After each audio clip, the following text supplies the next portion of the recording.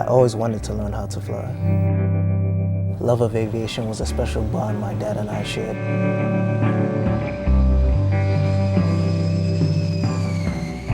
We used to go see the ships during Fleet Week in New York Harbor.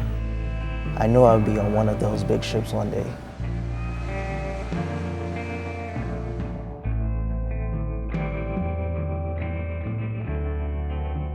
My dad died when I was 13. In some ways, my decision to join the Navy is a way to experience that bond again. But joining the military during a time of war is a complicated situation. Yeah, the U.S. military I think is great. I mean, they do everything they can to protect us and save our freedom. And yeah, I can't say I agree with everything that's been done, but for the most part, I think they do a great job and they do what's needed to protect us and the world. I think the U.S. military generally is a great institution. Depends very much how it's used. I do have mixed feelings about the United States military and how they operate in foreign lands and stuff. I think the U.S. military has other objectives than maintaining or establishing peace. The people who are in the military, I find them, for the most part, admirable. I admire their dedication, their discipline, and to some extent their courage. Everyone has an opinion on the military. But the opinions I value most are from those who have lived the experience.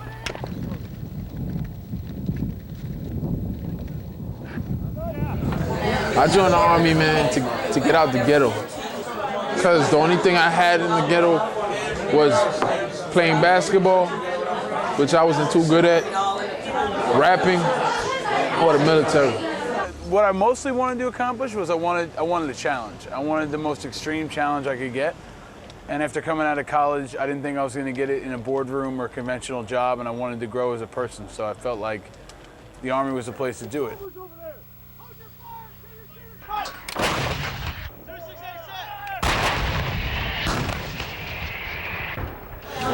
What good experience do you get out of a war zone? Of seeing kids die, women die in front of you, your friend's leg get blown off in front of you. That's not a good experience. And I had that bad experience for 7 months. So I had no good experience. You're trained to act and react to certain scenarios. But they don't tell you that you're going to exactly what you're going to encounter. There's no walkthrough. If you're not ready to pull the trigger at a 5-year-old little girl, if you're not ready to take a little girl's life in the military, don't join the military. Because you got to think about yourself and your buddies. When bullets are flying and mortars are landing and you're 7,000 miles away from your girlfriend or your husband or your wife, all you got is each other. That's really all you got. You don't have George Bush, you don't have Don Rumsfeld, you don't have all that other stuff. You got your buddy to your left and right. That's where you meet real friends. That's where you'll meet people that'll die for you. I was in an area called Adamiyah, which was in central Baghdad. And we had 3 elementary schools in that area, 3 international embassies.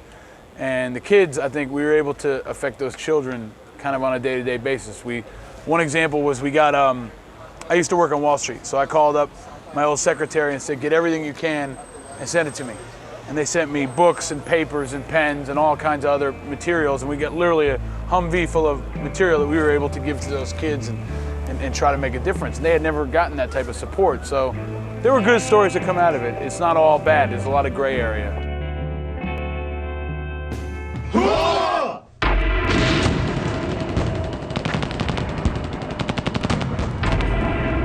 I joined the U.S. military to go to college, to serve my country, and to travel around the country.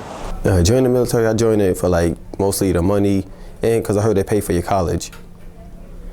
At first I was I didn't want to go because everybody was talking about if you go, you're gonna die and go to war and all that stuff. But after I got the information from my sergeant, he told me everything. So it was just pretty much, most of it, everybody just, what they hear about the Army is not real.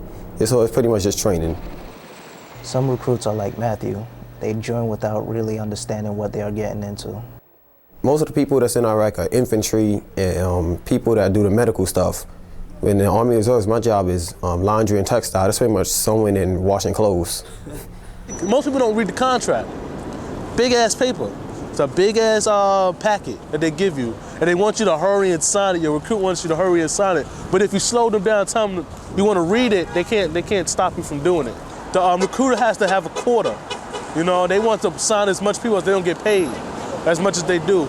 So they want to rush everybody in, get it signed, make sure you're healthy, get it signed and stuff like that. That's basically what it is. It's like selling you a car or something like that. They want you to rush you in. Joining the military is a major life decision. If you're gonna do it, you need to sit down honestly and talk to a lot of people who've done it. Talk with guys who've been there to really understand what does your contract mean. The fact that you probably can't get out of your contract. There's something called stop loss now. It locks a lot of people in. You can't get out when your time is up.